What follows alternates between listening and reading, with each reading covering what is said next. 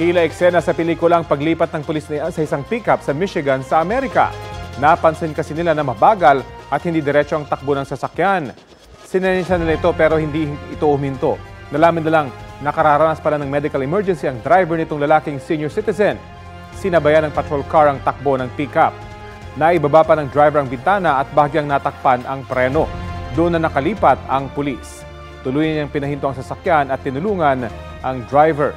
Dumating ang iba pang otoridad para bigyan ng first aid ang senior citizen at isinugod siya sa ospital.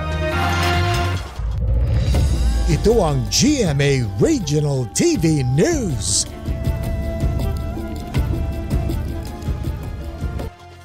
Sako-sakong bigas ang humambalang sa kalsada matapos bumangga sa barrier ang isang cargo truck sa Uslob, Cebu. Sa Talisay, Cebu naman, sugatan ng isang chief tanod matapos tamaan ng bala ng baril sa ulo.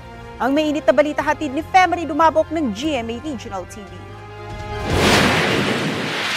Tuloy-tuloy ang daloy ng trapiko sa South Coastal Road sa Talisay, Cebu nang biglang pinasok ng isang motorsiklo ang inner lane. Nabundol yan ng puting pickup truck kaya ito sumimplang.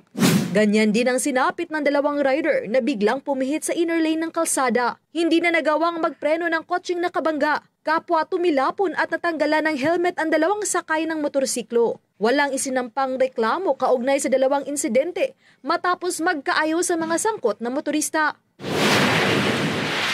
Kita sa CCTV ang kumpulan ng mga tao sa labas ng lamay malapit sa isang barangay hall sa Talisay, Cebu. Sa labas ng barangay hall, nakatayo ang dalawang tanod. Isa sa kanila ang chief tanod. Makikitang dumaan ang isang nakamotorsiklo na sinundan pa ng isang motorsiklo at huminto sa barangay hall. Hindi na nahagip ng video pero ayon sa pulisya, itinumba ng driver ang motor at nagpaputok sa direksyong kinatatayuan ng chief tanod. Bagamat nakapagtago ang biktima sa likurang bahagi ng nakaparadang sasakyan, tinamaan pa rin siya sa ulo. Tumakas ang sospek. Ayon sa Talisay City Police, natukoy nila ang sospek na si alias Chan sa tulong ng iba pang anggulo ng CCTV. Hinahanap na nila ang sospek. Positively identified si Chan and corroborate din po sa ibang testimony ng witness natin doon sa nakita na CCTV footage. I-review yung nakuha nating footages, no? Para ma-establish natin kung sino yung mga possible cohorts niya. Ayon sa pulisya, nasa stable na kondisyon na ang biktima. Kasong frustrated murder ang isasampang kaso laban sa mga sangkot sa krimen. Actually, yung ginawa ng ating suspect na yun ay hindi na tutuusin ay pangdamay yung ginawa niya, no?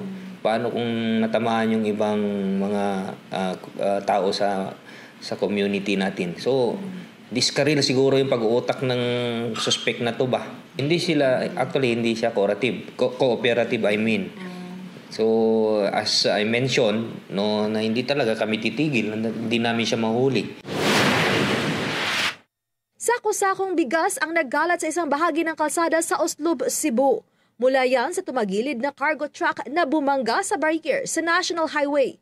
Galing ang truck sa Cebu City at Panegros Oriental. Ayon sa driver ng truck, hindi umano gumana ang brake nang dumaan na sila sa pakurbadang bahagi ng kalsada. Sa bigat ng karga, hindi na niya nakontrol ang minamanihong truck.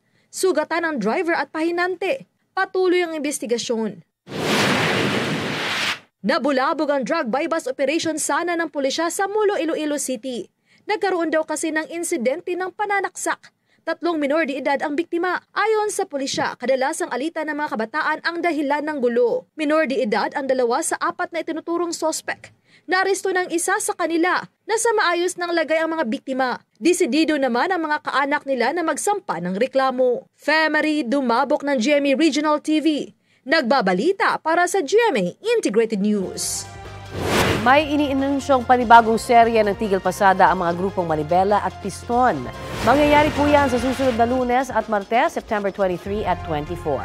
Bahagi pa rin po yan ng kanilang pagkondena sa Public Transport Modernization Program at ilan pang issue. Ngayong umaga, nagkilos protesta rin ang naturang grupo sa harap ng tanggapan ng LTFRB. Wala pang komento ang LTFRB kaugnay sa anunsyo, pero una na nilang iginiit na tuloy ang programa.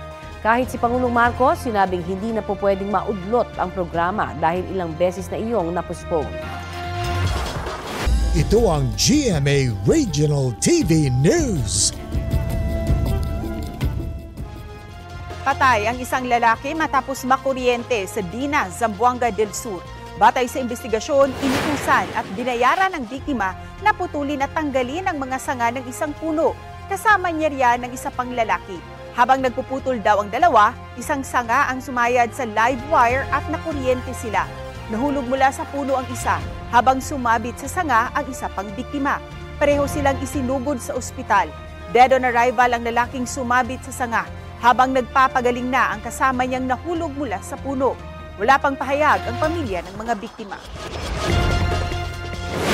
Bagong-bagong balita, naglabas na ng arrest order ang Pasig Regional Trial Court laban kay dismissed Mayor Alice Go para sa kasong qualified human trafficking.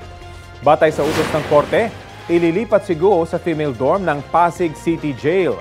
Sabi ng PNP, susundin nila ang utos na ito pero iaharap muna nila si Go sa Valenzuela RTC ngayong araw para mabasahan ang sakdal para sa kasong graft na inilipat mula sa Capas, Tarlac. Nagmula ang kasong qualified human trafficking sa pagkakadawit ni Go sa illegal na pogo na sangkot umano sa iba't ibang krimen. Hindi po ito pwedeng piyansahan. Kasalukuyang nakadetain si Go sa PNP Custodial Center sa Quezon City. Isiniwalat ni dating Cebu City Mayor Tomas Osmeña na tumatanggap umano ng 1 milyong piso kada linggo si dating PCSO General Manager Royina Garma noong hepe pa siya ng CIDG sa Davao City. Sa pagdinig ng House Quad Committee kahapon, sinabi ni Osmeña na nakukuha raw ito ni Garma mula sa mga iligal na sugal. Kaya niya raw tinutulan ang pagkakatalaga noon kay Garma bilang hepe ng Cebu City Police. Kasabay ng hearing, ibinasura rin ng Ombudsman ang mga reklamong obstruction of justice at grave misconduct na isinampa ni Garma laban kay Osmeña noong 2018. Ayon sa Ombudsman, walang sapat na ebidensya laban kay Osmeña. Dismayado raw si Osmeña na hindi sila nagkaharap ni Garma sa pagdinig kahapon dahil gusto raw sana niyang makita ang reaksyon niya sa pagkakadismiss ng mga reklamo. Sinusubukan pang kunin ang pahayag ni Garma tungkol sa mga aligasyon ni Osmeña. Hindi nakadalo sa pagdinig kahapon si Garma dahil sumasakit daw ang kanyang tainga at leeg. Sa Quadcom hearing noong September 12, ipinakontempt si Garma dahil hindi niyan masagot kung ano ang ugnayan nila ni dating Pangulong Rodrigo Duterte.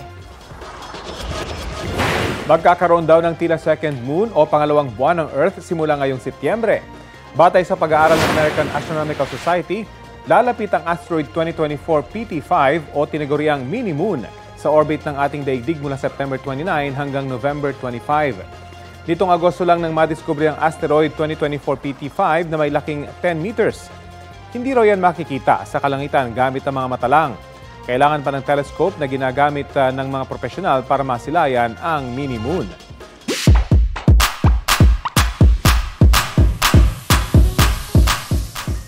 Mga kapuso, ano ang mas bet nyo na papaya? Yung hilaw na ipinangsasahog o yung hinog na matamis? Ay, ako yung pinangtitinola. Ay, hindi ko masyadong bet yung hinog. Ako gusto ko yung hinog. Ako rin yung hinog. Ano naman kaya ano kaya sa inyo kapag ganito ang shape ng papaya? Ayan sa Lawag, Ilocos Norte, agaw pansin ang inaning tanim ni Aling Alma. Ang bunga kasi ng papaya parang kamay raw o star ang korte. Bukod sa hugis, ikinagulat din ng hiwain yan at nadiskubring seedless o walang buto. Ayon sa Lawag City Agriculture Office, posibleng hindi na kumpleto ang fertilization ng papaya, kaya kakaiba ang kinalabasan na korte. Wow na wow!